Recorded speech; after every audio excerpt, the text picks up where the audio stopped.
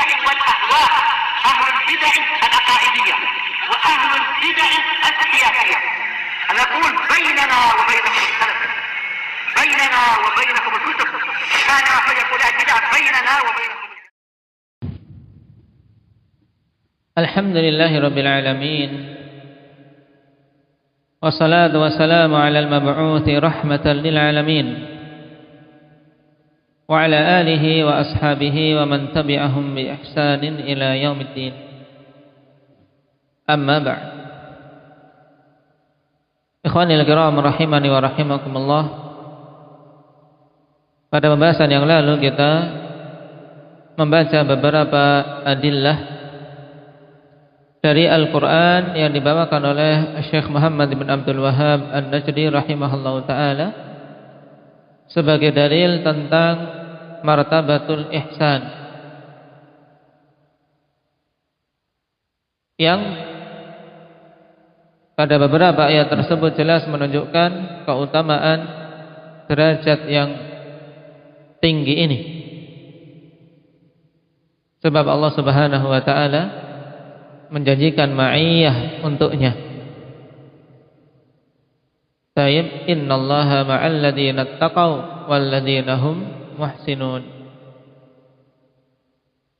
Sekarang kita masuk dalil dari as-sunnah yang mencakup semua perkara yang telah disebutkan di depan. Qala wad dalilu minas sunnah hadithu Jibril al-mashhur an Umar radhiyallahu anhu qala bainama nahnu 'inda Rasulillah sallallahu alaihi wasallam idh tala'a 'alaina rajulun shadidu bayadi thiyab shadidu sawadi sya'b la yura 'alaihi atharu as-safar ولا يعرفه منا أحد حتى جلس إلى النبي صلى الله عليه وسلم فأسند ركبتيه إلى ركبتيه ووضع كفيه على فخذيه وقال يا محمد أخبرني عن الإسلام إلى آخر الحديث. طيب, hadis ini akhwani fillah, insyaallah ta'ala sebagian besar dari antum telah menghafalnya, karena merupakan hadis yang kedua yang disebutkan oleh Imam An-Nawawi rahimahullahu ta'ala dalam Arba'in An-Nawawiyah, yang dikenal dengan hadits Jibril. Dikatakan atau dinamakan dengan hadis Jibril, kenapa? Karena padanya jawaban Nabi sallallahu alaihi wasallam atas pertanyaan yang diajukan oleh Jibril. Dan pendalilan Syekh Muhammad bin Abdul Wahhab rahimahullahu ta'ala dengan menyebutkan hadis ini setelah selesai menyebutkan tingkatan-tingkatan di dalam agama ini sangat tepat, karena memang hadis ini akhwani fillah mencakup keseluruhan perkara agama kita. Nah, oleh karena itulah sebagian ulama mengatakan bahwasanya hadis ini adalah apa? Ummus sunnah. Yang memberikan penamaan tersebut Imam Al-Qurtubi rahimahullahu ta'ala dalam Al-Mufhim. Dikatakan oleh beliau, yasluhu hadzal hadits an yuqala fihi innahu ummus sunnah lima tadammanahu min jumali ilmi sunnah kama summiyatil Fatihah ummal kitab lima tadammanathu min jumali ma'anil Quran. Pantas hadits ini untuk dinamakan sebagai ummus sunnah dikarenakan hadis tersebut terkandung di dalamnya ilmu sunnah secara global yang mencakup keseluruhan perkara agama, mulai dari Islam, iman dan ihsan, kemudian tentang perkara hari kiamat. Sebagaimana Al-Fatihah dinamakan dengan Ummul Kitab dikarenakan terkandung di dalamnya secara umum keseluruhan makna-makna Al-Quran. Yarhamukallah. Baik, sehingga kalau ditanya apa itu ummus sunnah, apa hadis apa yang dinamakan dengan ummus sunnah? Nah, makanya didengarkan. Hadis apa? Sudah hafal? Hadis kedua apa? Hadis kedua dalam Arba'in An-Nawawiyah dinamakan hadis apa? Hadis Jibril. Nah, hadis Jibril. Baik. Dinamakan dengan ummus sunnah. Dari Umar radhiyallahu anhu beliau mengatakan, tatkala kami berada di sisi Rasul sallallahu alaihi wasallam, dan ini kebiasaan para sahabat, mereka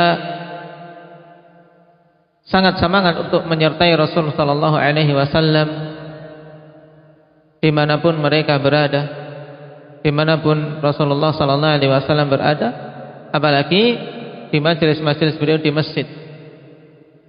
Dan zahir dari hadis ini akhwani fillah, yaitu memang saat itu Rasulullah sallallahu alaihi wasallam sedang berkumpul dengan para sahabat.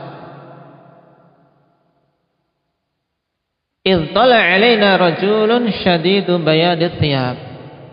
Tiba-tiba muncul kepada kami seorang laki-laki yang sifatnya syadidu bayadith thiyab, memakai pakaian yang sangat putih, dan syadidu sawadi sya'ar, memiliki rambut yang sangat hitam. Kondisi yang bersih juga rapi. Ini menunjukkan ikhwani fillah bahwasanya rambut hitam itu merupakan sesuatu terbaik yang Allah Subhanahu wa taala pilihkan. Oleh karena itulah tidak diperbolehkan seseorang mengubah warna hitam ini dengan warna yang lain. Nah, tidak boleh mengubah warna hitam yang Allah Subhanahu wa taala berikan pada rambut seseorang dengan warna lain. Nah, kalau dia diberi warna hitam, baru diperbolehkan mengubah warna rambut apabila telah beruban. Kalau sudah putih, hanya bagian putih saja yang diperbolehkan untuk diubah. Nah, itu pun tidak diperbolehkan untuk diubah dengan warna hitam agar tidak terjadi penipuan. Karena warna hitam warna yang bagus. Nah, seorang yang tidak menganggap ini bagus, ingin warna yang lain, berarti apa? Sudah terbalik. Nah, sudah terbalik pola pikirnya.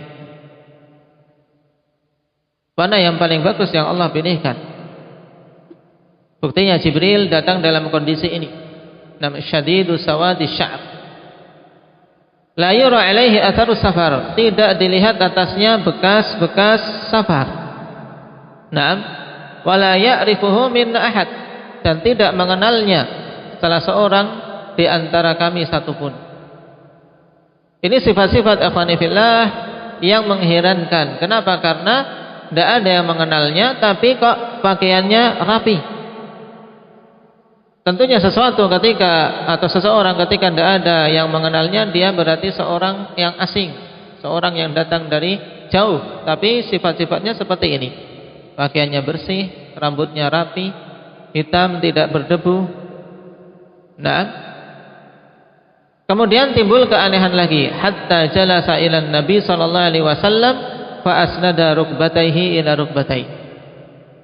Sampai dia duduk ilan Nabi sallallahu alaihi wasallam. Nah, jalasa ila ikhwani. Tidak dikatakan jalasa indan Nabi sallallahu alaihi wasallam.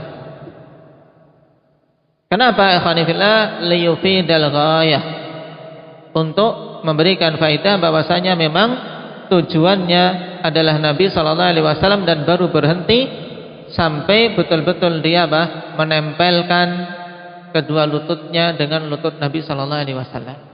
Ini juga keanehan lain lagi. Tidak ada yang kenal kok tiba-tiba langsung bisa menuju kepada Nabi sallallahu alaihi wasallam, tahu bahwasanya ini Rasulullah sallallahu alaihi wasallam. Itu pun yang datang tersebut langsung apa? Langsung datang dengan kondisi yang sangat dekat dengan Rasul sallallahu alaihi wasallam. Fa asnada rukbatayhi ila rukbatayhi. Kemudian dia menyandarkan kedua lututnya kepada kedua lutut Nabi sallallahu alaihi wasallam. Nah, ditempelkan. Sebagaimana dalam riwayat yang lain dengan lafaz fa'alzaqa. Nah, fa'alzaqa yaitu tempelkan lutut dengan lutut. Kondisi seperti ini kan kondisi yang sangat dekat. Aneh kalau orang asing tiba-tiba demikian. Nah, dan dalam riwayat yang lain lebih tegas lagi ikhwan, yaitu hatta wada'a rukbatayhi ala rukbatayhi Rasulullah sallallahu alaihi wasallam. Berarti apa? Sampai betul-betul dia tempelkan lutut dia dengan kedua lutut Nabi sallallahu alaihi wasallam. Wa wada'a kaffaihi ala fakhidayhi. Nah, lafaz inilah yang banyak terjadi apa? Terjadi khilaf pada sebagian orang-orang yang memaknai hadis tersebut. Wa wada'a kaffaihi, dan beliau meletakkan kedua telapak tangannya ala fakhidayhi, di atas paha Rasulullah sallallahu alaihi wasallam. Jadi hak yang pertama kembali ke Jibril, dan hak yang kedua pada fakhidayhi kembali kepada Rasul sallallahu alaihi wasallam. Ini makna yang rajih. Nah, bahwasanya Jibril saat itu datang menempelkan lututnya, kemudian meletakkan kedua tangannya di paha Nabi sallallahu alaihi wasallam. Apa yang menguatkan makna ini? Nah, yang menguatkan makna ini yaitu apa yang diriwayatkan oleh Imam Al-Marwazi rahimahullahu taala dalam Ta'zimu Qadri Shalah. Pada riwayat tersebut dengan jelas, fadana minhu hatta wada'a rukbatayhi ala rukbatayhi Rasulullah sallallahu alaihi wasallam wa yadayhi ala fakhidai Rasulullah sallallahu alaihi wasallam, dan meletakkan kedua tangannya di atas kedua paha Rasulullah sallallahu alaihi wasallam. Nah, ini riwayat yang memperjelas bahwasanya tangan Jibril ikhwani fillah diletakkan di paha Rasulullah sallallahu alaihi wasallam, yang ini juga menimbulkan keheranan bagi para sahabat. Karena memang nanti akan kita ketahui Jibril dalam datangnya ini ikhwani fillah untuk mengajari perkara yang penting, dia datang dalam kondisi yang menimbulkan banyak hal-hal yang mengherankan. Agar apa? Agar para sahabat betul-betul perhatian. Karena sesuatu yang aneh akan memancing apa? Memancing perhatian, sehingga betul-betul didengar dengan seksama. Kenapa? Karena pentingnya apa-apa yang akan ditanyakan oleh Jibril, dan pentingnya jawaban Nabi sallallahu alaihi wasallam untuk mereka pahami dan mereka ingat. Naam. Baik. Jadi Jibril meletakkan kedua tangannya di kedua paha Rasulullah sallallahu alaihi wasallam. Wa qala ya Muhammad akhbirni anil Islam. Dan dia mengatakan, wahai Muhammad, kabarkanlah kepadaku tentang Islam. Ini pertanyaan pertama. Naam.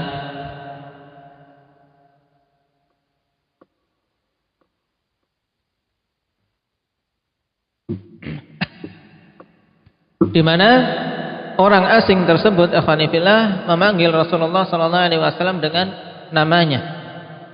Untuk apa? Untuk mengesankan jafaknya dia, yaitu jafak ya, seperti jafaknya orang-orang Arab Badui. Kurang adab. Kenapa? Karena telah datang larangan atas para sahabat dan kaum mukminin secara keseluruhan untuk memanggil Rasul sallallahu alaihi wasallam dengan namanya secara langsung. Hal ini dilarang. La taj'alu du'a ar-rasuli bainakum ka du'a ba'dikum ba'dha. Jangan kalian jadikan panggilan untuk Rasul di antara kalian seperti panggilan sebagian kalian kepada sebagian yang lain. Tidak boleh kita memanggil ya Ahmad, ya Muhammad, Naam, atau ya Abul Qasim, ini dilarang. Tapi panggilan yang dibimbingkan kepada kita umat beliau sallallahu alaihi wasallam yaitu panggilan ya Rasulullah atau ya Nabi Allah. Bahkan Allah Subhanahu wa taala ikhwanifillah di dalam Al-Qur'an tidak ada satu ayat pun yang memanggil Nabi kita Muhammad sallallahu alaihi wasallam dengan namanya. Nah, dalam bentuk panggilan dengan nama tidak ada. Allah memanggil Nabi kita dengan ya ayyuhan nabi. Nah, ya ayyuhan nabi. Ini merupakan bentuk pemuliaan dari Allah Subhanahu wa taala. Di mana pada nabi-nabi yang lain Allah Subhanahu wa taala sebutkan dengan nama panggilan nama. Nam ya Adam uskun anta wa zaujukal jannah. Misalnya, wahai Adam, juga apa ya Nuh, innahu laisa min ahlik, wahai Nuh. Juga apa siapa lagi yang dipanggil? Misalnya ya Isa bin Maryam. Nam uzkur ni'mati alaik. Tapi untuk Nabi kita Muhammad sallallahu alaihi wasallam, nah dalam Al-Qur'an Allah Subhanahu wa taala tidak memanggilnya dengan nama. Kok ini Jibril memanggil dengan nama. Para ulama rahimahullahu taala ikhwani fillah menjelaskan as-sir fil dzalik annahu arada ta'miyah. Agar apa hendak diketahui, yaitu ta'miyah, yaitu untuk menyembunyikan apa? Menyembunyikan jati dirinya. Jadi seakan-akan tidak mengetahui adab. Baik. Di mana Jibril memanggil dengan panggilan tersebut. Kemudian bertanya, akhbirni anil Islam, kabarkanlah kepadaku tentang Islam.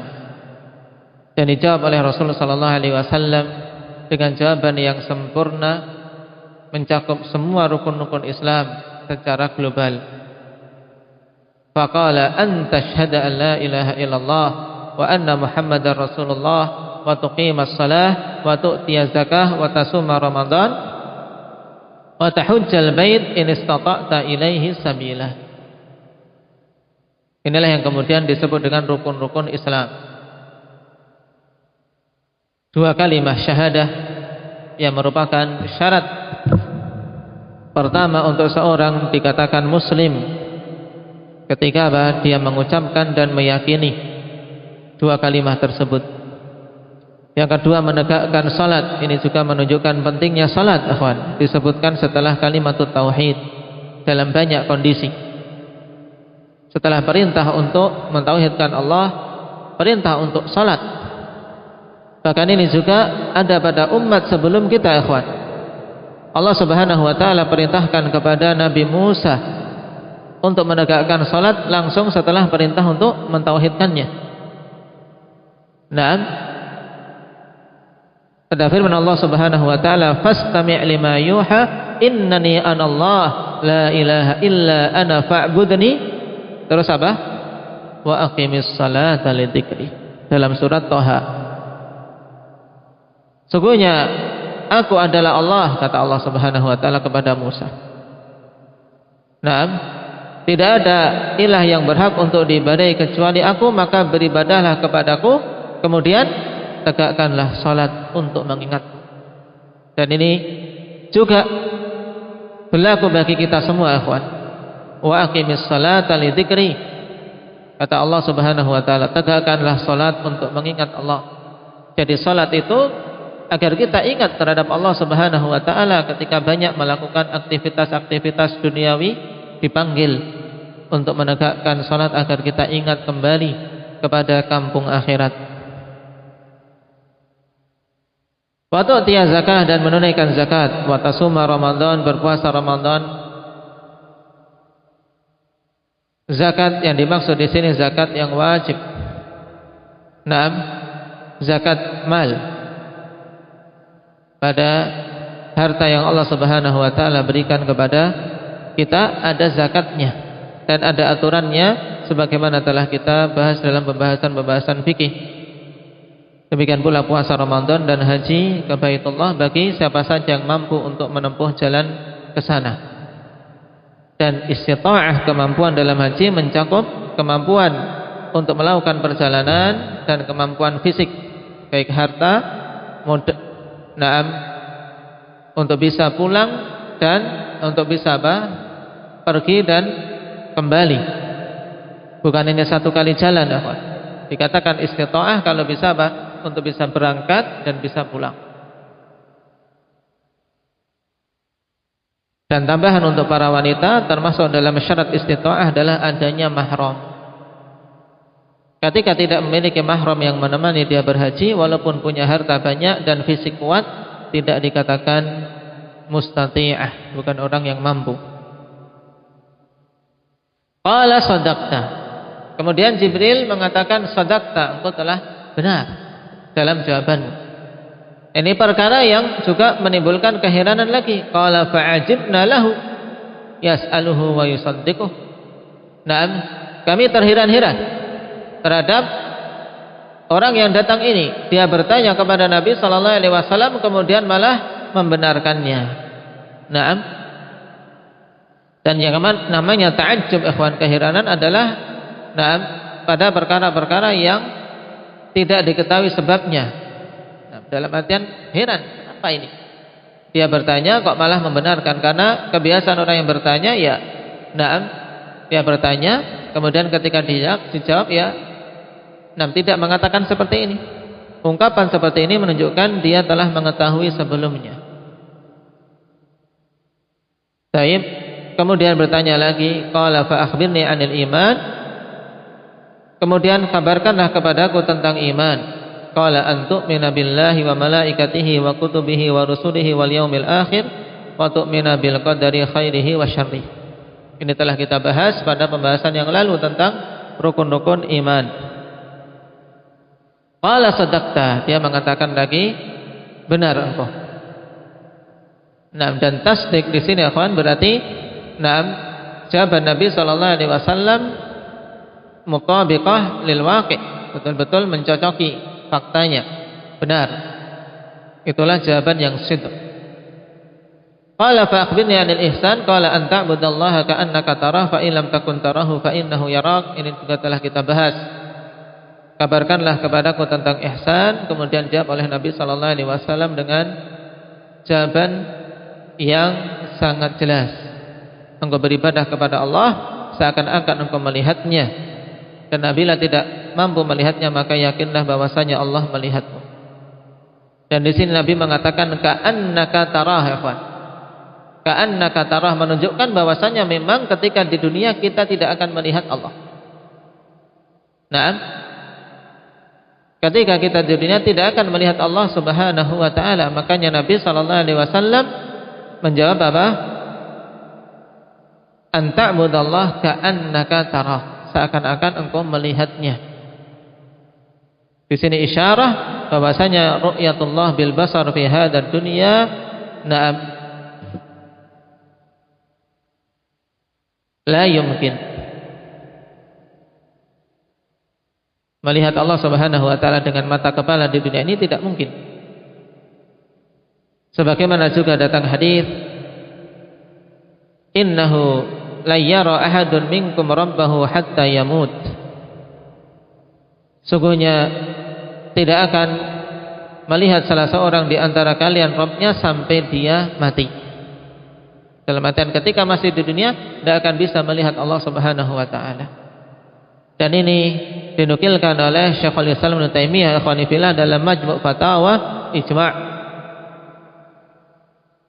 Beliau katakan dalam Majmu' Fatawa wa ajma'u ala annahum la yarawnahu fid dunya bi absarihim. Dan para salaf telah berijma' bahwasanya manusia tidaklah akan melihat Allah Subhanahu wa taala di dunia dengan mata-mata kepala mereka, tidak akan mampu. Wa man qala minan nasi innal awliya aw ghairahum yarallaha bi'ainihi fid dunya fa huwa mubtadi'un dhalun mukhalifun lil kitabi was sunnah wa ijma'i salafil ummah. Ini faedah bagus. Hukum bagi orang yang mengatakan demikian. Kata Syekhul Islam, siapa saja yang mengatakan dari kalangan manusia ini bahwasanya para wali atau selain mereka melihat Allah dengan matanya di dunia, nah, maka dia adalah seorang mubtadi', sesat, mubtadi'un dhal, mukhalifun lil kitab was sunnah, yang menyelisihi Alkitab dan Sunnah serta ijma' salafil ummah. Bisa dirujuk di Majmu' Fatawa jilid yang ke-6 halaman 512. Ini faedah bagus tentang penukilan ijma'. Bahwasanya Allah Subhanahu wa taala tidak ada seorang pun dari kalangan manusia yang melihatnya dengan mata kepala di dunia ini. Nah, adapun di mimpi perkaranya lain, tapi yang kita bahas adalah tentang melihat dengan mata kepala di dunia. Kemudian setelah bertanya tentang ihsan, Jibril bertanya lagi, qala fa akhbirni 'anis sa'ah. Kabarkanlah kepadaku tentang as-sa'ah, yaitu yang dimaksud dengan as-sa'ah adalah al-qiyamah. Baik. Dan yang dimaksud adalah tentang kapan waktu tegaknya hari kiamat. Buktinya Nabi sallallahu alaihi wasallam menjawab, qala mal mas'ulu anha bi'a'lama minas sa'il. Jadi Jibril tidak bertanya tentang pengertian sa'ah itu apa. Karena kalau yang dimaksud pengertian sa'ah, tentunya Nabi akan menjawab wa yaumul qiyamah. Atau jawaban yang lain yang menunjukkan hakikat hari kiamat tersebut. Tapi Nabi mengatakan tidaklah yang ditanya tentangnya itu lebih berilmu daripada yang bertanya. Menunjukkan bahwasanya yang diinginkan oleh Jibril dengan pertanyaan itu adalah waktunya. Nah, waktu tegaknya hari kiamat. Dan memang ini adalah perkara yang hanya Allah Subhanahu wa taala saja yang mengetahui. Nah, juga ada faedah, akhwan. Pada pertanyaan Jibril ini ada sesuatu yang aneh. Sebab apa? Bagaimana dia bertanya tentang waktu tegaknya hari kiamat bersamaan dengan apa? Dia tahu bahwasanya ilmu tentang waktu tegaknya kiamat itu adalah kekhususan Allah Subhanahu wa taala. Nah, iskal ini dijawab oleh Imam Al-Qurtubi rahimahullahu taala dalam kitab beliau Al-Mufhim, bahwasanya maksud dari pertanyaan tersebut untuk apa? Untuk mengajari kepada sahabat dan kita semua bahwasanya pertanyaan yang demikian itu adalah pertanyaan yang apa? Yang tidak bisa dijawab dan tidak perlu ditanyakan. Sebab apa? Banyak pertanyaan yang muncul dari orang-orang kufar tentang hal tersebut. Makanya Jibril mempertanyakan dan Rasul sallallahu alaihi wasallam menjawab dengan jawaban yang menunjukkan kita semua tidak mengetahuinya. Sehingga terputus untuk bertanya tentang masalah itu. Sudah tidak usah bertanya tentang masalah tersebut. Dalam banyak ayat Allah katakan dan khabarkan tentang pertanyaan orang-orang kufar. Yas'alunaka 'anis sa'ati ayyana mursaha. Yas'alunaka 'anis sa'ah. Naam, dalam akhir surat Al-Ahzab juga. Naam, dan seterusnya.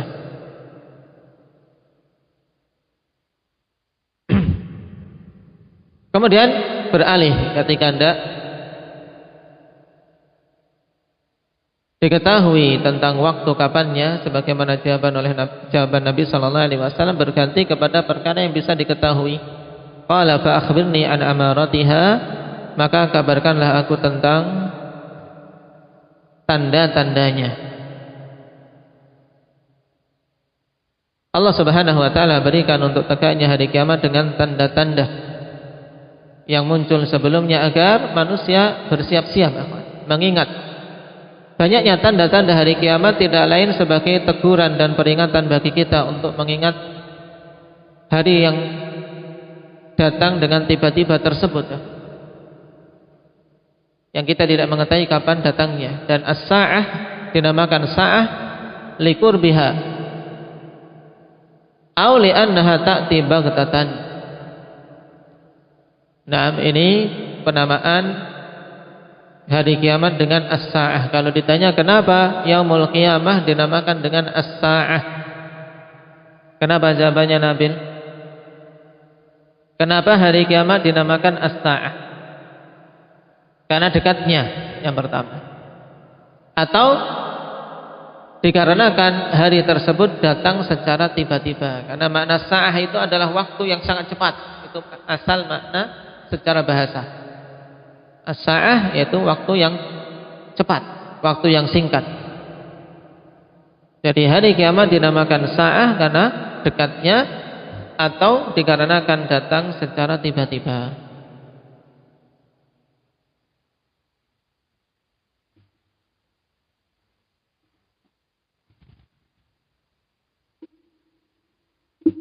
Dan as-sa'ah yang dimaksud oleh Nabi sallallahu alaihi wasallam yaitu as-sa'atul kubra, kiamat yang kubra.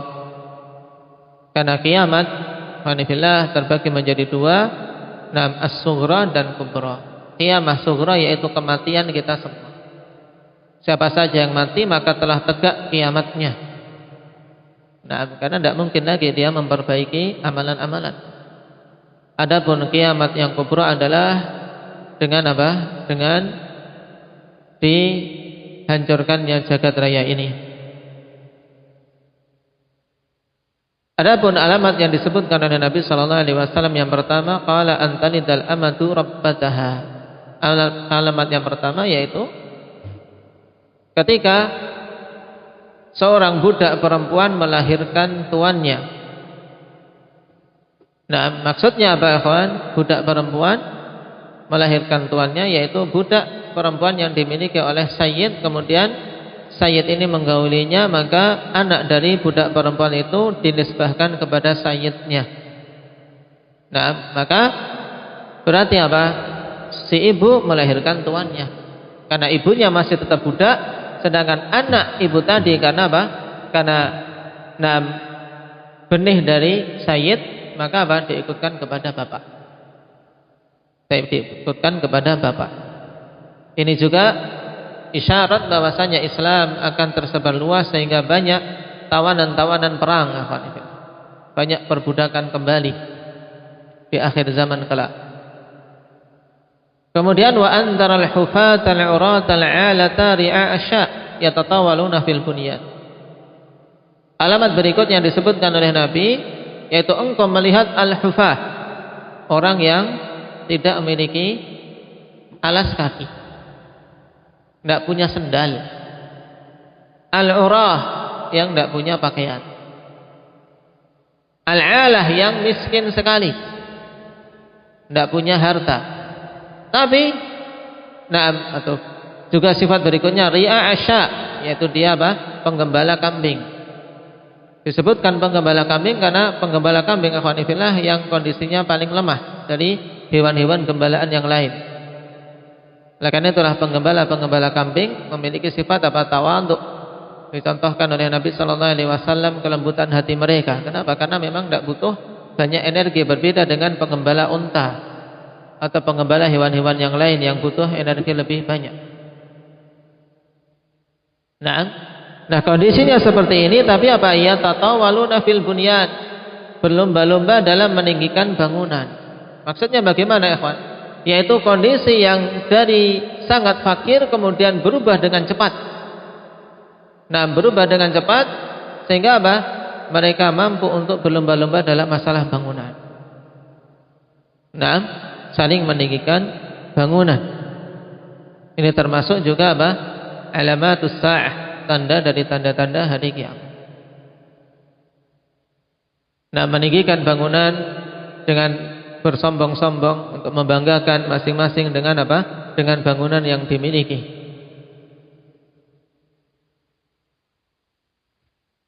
Kemudian qala thumman talaqa falabithtu maliya. Setelah memberikan pertanyaan-pertanyaan tersebut, kemudian Nabi menjawabnya.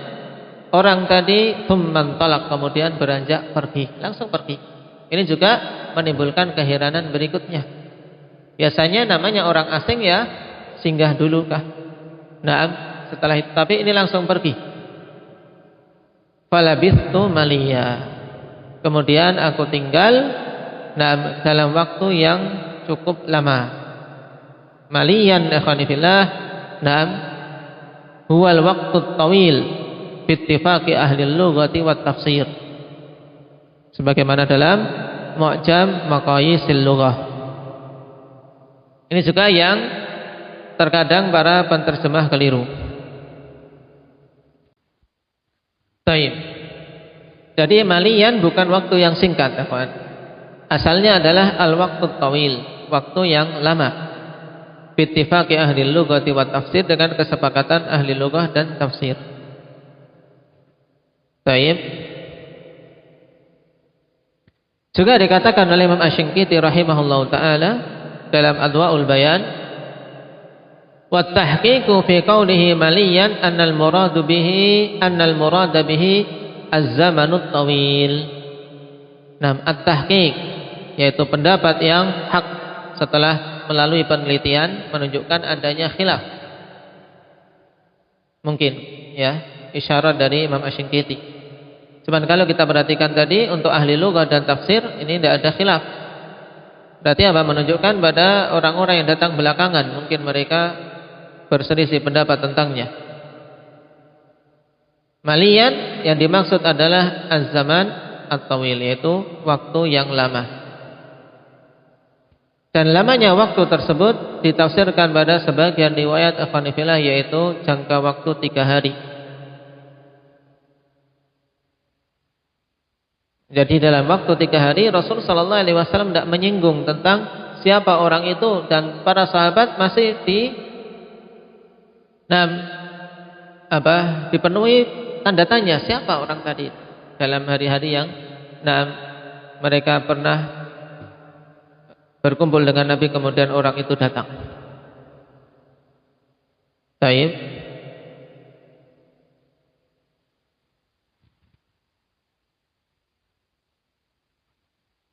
Tsumman talaqa falabithtu maliya. Kemudian orang itu beranjak pergi, maka aku al-labath al-muqs, yaitu apa? Tinggal dalam waktu yang apa? Yang cukup lama, ditafsirkan selama 3 hari ya, Pak. Riwayat yang menyatakan salah satu ayam dikeluarkan oleh Ibnu Mandah dalam Al-Iman. Juga riwayat Abu Dawud dalam Kitabus Sunnah.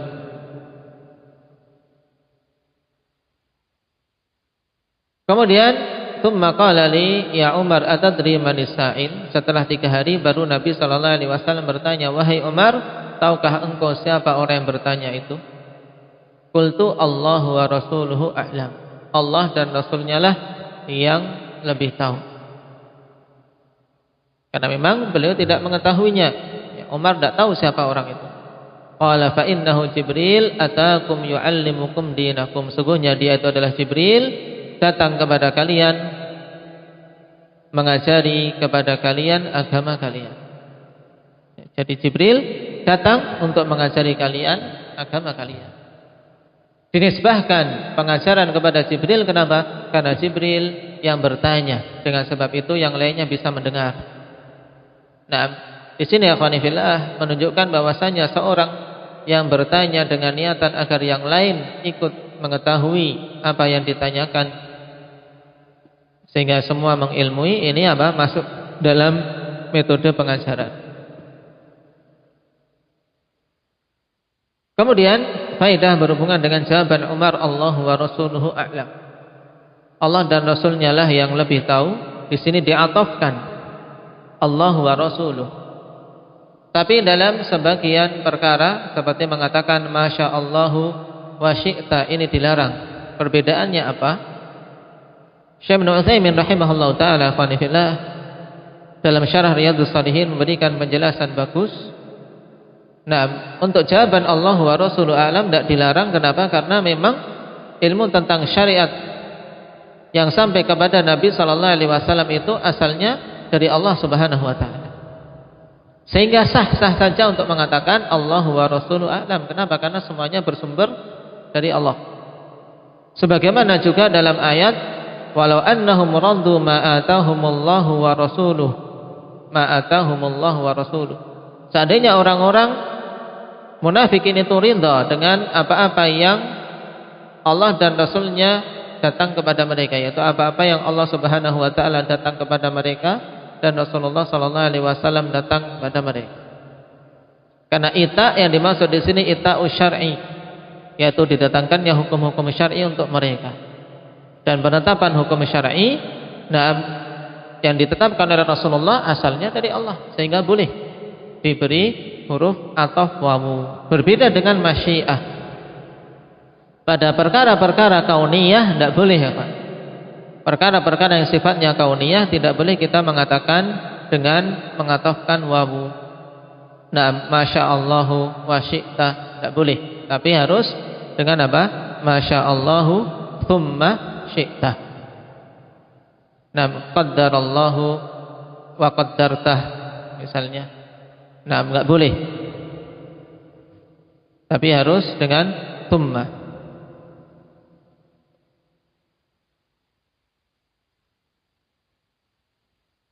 Masyaallahu thumma syi'ta, dan yang paling bagus adalah mengucapkan masyaallahu wahdah.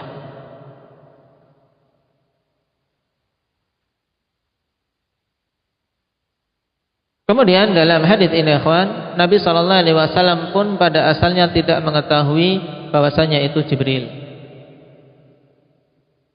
Nah, bukan berarti Nabi di hari pertama, kedua menyembunyikan tentang siapa orang yang datang itu, karena memang Nabi sallallahu alaihi wasallam pada asalnya tidak mengetahui kalau itu Jibril, dan ini adalah kondisi yang memang satu-satunya kondisi di mana Rasulullah sallallahu alaihi wasallam tidak mengenal Jibril ketika datang. Adapun kondisi-kondisi yang lain beliau tahu kalau yang datang Jibril.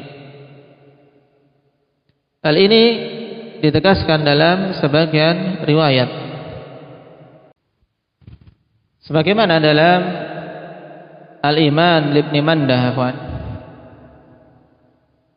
Nah, Rasulullah sallallahu alaihi wasallam mengatakan, "Hadza Jibril atakum liyu'allimakum dinakum fakhudhu anhu." Ini Jibril datang kepada kalian untuk mengajari agama kalian. Fakhudhu anhu, maka ambillah darinya. Walladzi nafsi biyadihi ma syubbiha alayya mundu atani qabla marrati hadhihi. Nah, mundu atani qablu, nah, baik. Atau walladzi nafsi biyadihi ma syubbiha alayya mundu atani qabla marrati hadhihi wa ma araftuhu hatta walla. Demi zat yang jiwaku berada di tangannya, tidaklah rancu atas diriku semenjak dia datang, sebelum datangnya yang kali ini. Sebelum itu senantiasa Rasulullah mengetahui kalau itu Jibril. Dalam kedatangan saat itu aku tidaklah tahu sampai dia pergi. Dalam riwayat Ahmad Hanifillah beliau mengatakan, "Nah, ma'atani fi suratin illa araftuhu ghaira hadhihi surah." Ini lebih tegas. Tidaklah Jibril datang kepadaku kecuali aku mengenalnya. Pada bentuk apapun kecuali aku mengenalnya. Kecuali ketika datang dalam bentuk ini. Pada hadis Jibril yang masyhur ini. Nah, jadi baru Rasulullah sallallahu alaihi wasallam tahu ketika Jibril pergi. Nah, barakallahu fiikum. Ini sekilas tentang hadis Jibril ya khawanibillah, dan nah, sebagian besar faidah telah kita ambil dalam banyak pertemuan, cuman poin-poin tambahan tadi diingat-ingat. Nasallallahu taufiq wassadad walhamdulillahi rabbil alamin. Subhanakallah bihamdik asyhadu an la ilaha illa anta astaghfiruka